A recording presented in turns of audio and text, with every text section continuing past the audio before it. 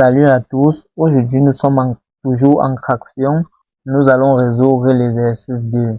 Dans cet exercice, il sera question pour nous de déterminer la valeur de la contrainte normale dans le câble, de déterminer la résistance pratique à l'extension, de vérifier si le motoréducteur résiste, de déterminer l'allongement total delta L et l'allongement relatif epsilon, et enfin de déterminer le diamètre minimal à adopter.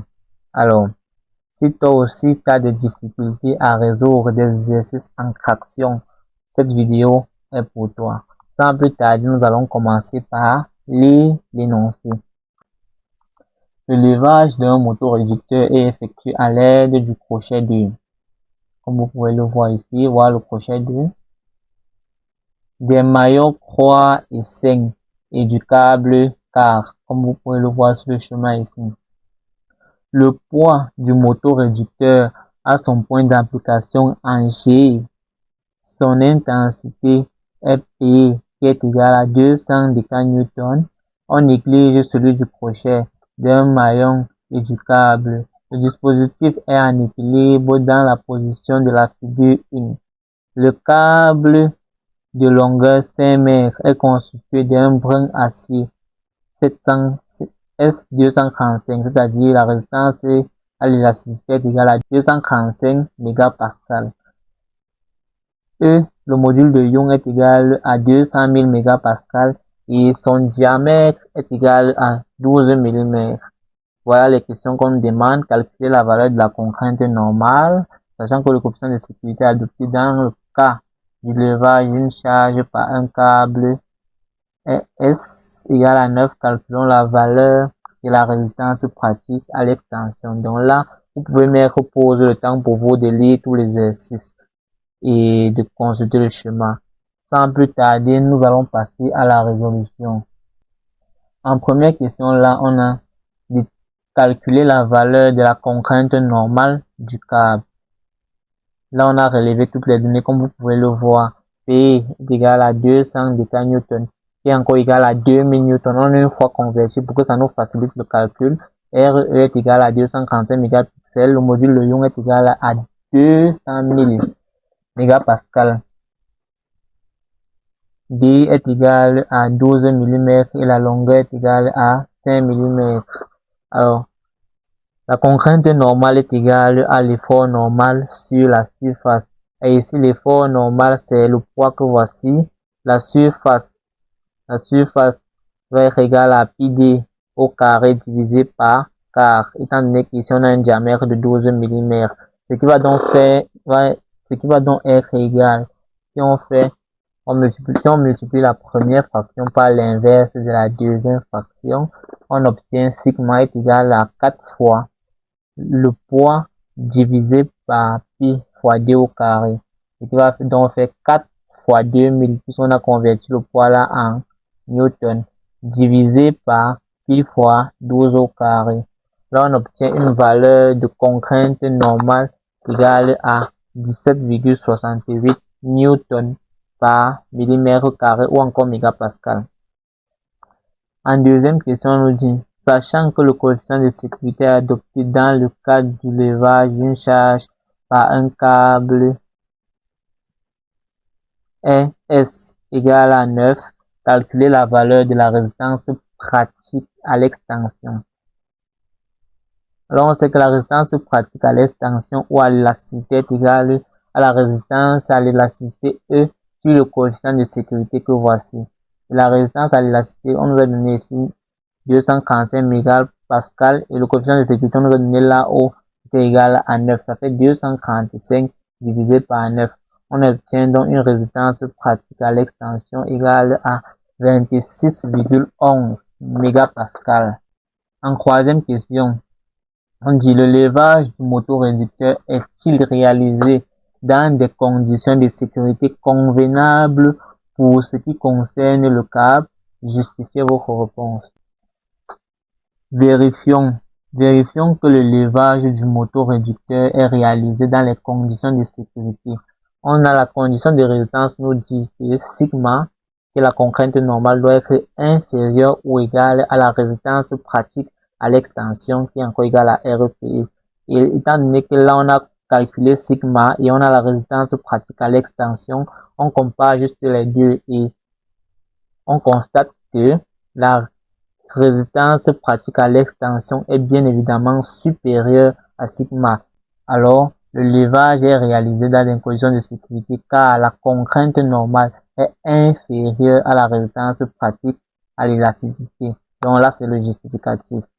Sans plus tarder, on passe à la quatrième question qui nous dit déterminer l'allongement delta L et l'allongement relatif epsilon. On commence par l'allongement delta L, l'allongement total. On sait que sigma est égal à E fois epsilon, comme je l'ai expliqué dans la vidéo précédente, d'après la loi d'Hooke, avec epsilon qui est égal à delta L sur L0. En remplaçant epsilon par sa valeur ici, on a donc une valeur de sigma qui va donc être égale à E fois delta L sur L0. Mais ici, là, on veut l'allongement total qui est encore delta L. Donc, en tirant delta L dans l'équation ci-dessus, on obtient donc sigma fois L0 divisé par E, qui est le module de Young. En calculant donc delta L qui va être égal à 17,68 fois 5 fois 10 puissance 3, qui est la longueur initiale. Ici, on a 5 mètres qu'on multiplie par 10 puissance 3, c'est pour convertir en millimètres. 5 mètres va être égal donc à 5000 mm divisé par le module de Young qui est 200 000 mégapascal. Après calcul, on obtient donc une réponse de delta L. On obtient donc delta L égale à 0,442 mm. On calcule donc bien évidemment l'allongement relatif.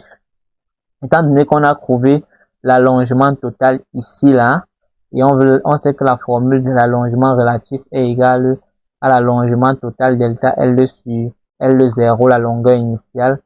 Ça va faire que epsilon va donc être égal à 0,442 qu'on a trouvé là-haut, divisé par la longueur initiale, 5 fois 10 puissance 3 quand on convertit en millimètres. Et on obtient donc une valeur de epsilon, allongement relatif, égal à 8,84 fois 10 puissance moins 5 millimètres. En cinquième question, on dit le bureau d'études décide de choisir la nuance d'acier S335. Donc, c'est pour nous dire que la résistance à l'élasticité change opérationnellement. Donc, présentement, la résistance à l'élasticité va être 335 mégapascal dans cette question. Pour le câble, déterminer le diamètre minimal à adopter. Alors, là, on va déterminer le diamètre minimal à adopter. On va utiliser la condition de résistance pour pouvoir tirer le diamètre dans cette formule. On sait que sigma est inférieur ou égal à RPE et on sait aussi que sigma est égal à N sur S et RPE est égal à RE sur S. Donc, on calcule d'abord RE ici, là, RPE ici, là, pour qu'on puisse tirer facilement, en fait. Donc, ici, là, on a RE qui est 335 sur S au coefficient de sécurité qui est 9. Ça va nous donner une valeur de RP égale à 37,22 mégapascal. Alors là, maintenant, on peut tirer la formule. Là, on a N de la surface, c'est pi au carré divisé par 4. Voici le diamètre qu'on veut tirer ici, là. Donc là, ça va être équivaut à, quand on fait première fraction multipliée par l'inverse de la deuxième, ça fait 4 fois n divisé par pi fois d au carré inférieur ou égal à RPE. En tirant dans le diamètre minimal dans l'équation ci-dessus, on obtient d qui est égal à racine carrée de 4 fois n divisé par RPE fois P. En remplaçant donc chaque terme par sa valeur, ici ça fait 4. N ici c'est 2000. N c'est bien évidemment le poids qu'on a converti ici. 2000, ça fait 4 fois 2000 divisé par RP qu'on a trouvé ici en haut, 37,22 fois pi. Après calcul, on obtient un diamètre de 8,27 mm. Alors, merci de vous abonner, de partager, de liker et au prochain exercice.